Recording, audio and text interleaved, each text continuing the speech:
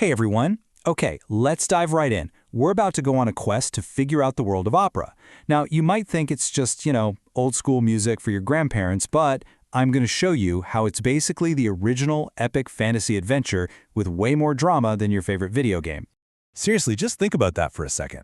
Imagine an action movie where all the crazy special effects, the explosions, the magic spells, all those heart-stopping moments are created by the human voice. Live, on stage, no microphones, no speakers, just pure, raw human power. Well, that's opera. First up, let's get the basic rules of this world down. What exactly is an opera? What are the core mechanics that make the whole thing work? So here's the biggest difference. The one thing you really gotta know. In a normal play, actors talk. But in opera, they sing. They sing pretty much everything. The happy moments, the sad moments, even those epic, I'm about to fight a dragon moments. It's all sung, with a huge orchestra behind them making it all sound absolutely massive. Now, this is where it gets really interesting. There's this thing called a Singspiel. The best way to think about it is like a video game that switches between those epic, fully scored musical cutscenes for the big emotional parts, and then uses normal dialogue just to move the plot forward. You kind of get the best of both worlds. All right, so every epic story needs its heroes and its villains, right? But in the world of opera, you don't choose your character based on a cool costume or a powerful weapon. In opera, your voice is your weapon and your costume, all rolled into one. The characters are literally defined by how they sound. And these performers are, well, they're legit. They train for years, just like professional athletes, to do something that seems almost impossible. To fill a massive theater with their voice, completely unamplified, over a whole orchestra playing it full blast. It's a serious physical skill, a real-life superpower. So you can basically think of the voice types like character classes in a game. That super high, brilliant soprano voice, that's your mage, casting incredible vocal spells as the princess or maybe a magical queen. The heroic tenor, that's your main character, the brave hero charging into battle. And that deep, rumbling bass voice, that's your tank, or maybe even the final boss, the powerful king or a super wise old mentor.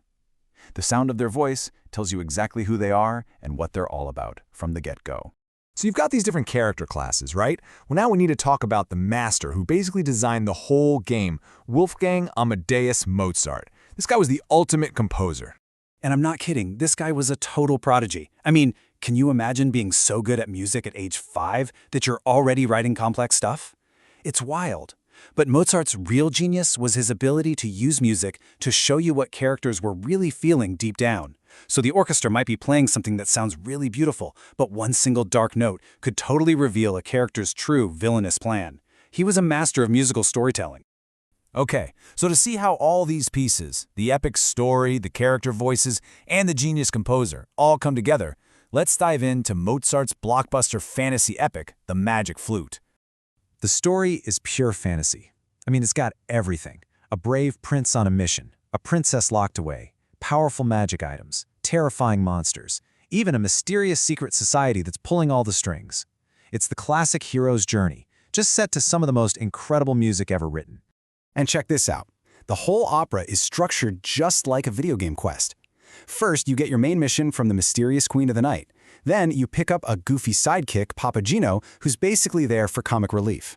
To move forward, you have to beat a series of levels or trials to prove you're a true hero. And finally, you get to the big showdown where you learn who the real villain has been all along. So you might be thinking, okay, cool story, but why should I care about this 200-year-old art form?